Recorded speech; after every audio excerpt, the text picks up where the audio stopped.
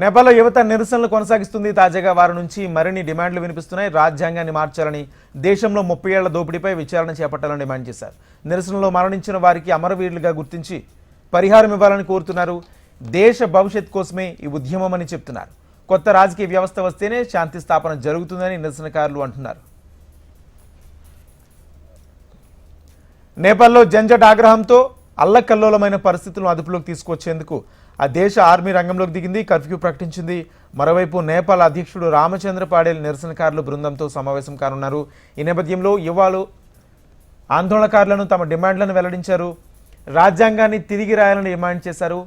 ఈ పరిణామాలను నిశ్చితంగా గమనిస్తున్న భారత్ సరిహద్దుల వద్ద భద్రతను కట్టుదిట్టం చేసింది. సామాజిక మాధ్యమాలపై నేపాల్ ప్రభుత్వం నిషేధం విధించడంతో ఒక్కసారిగా పెళ్లుబిక్కిన ఆందోళనలు తీవ్రతకు కేపీ శర్మ ఓలీ ప్రధాని పదవికి రాజీనామా చేశారు. దీంతో తదుపరి ప్రభుత్వం ఏర్పాటయ్యే వరకు పరిస్థితులను చక్కదిద్దేందుకు ఆర్మీ బాధ్యతలు తీసుకుంది.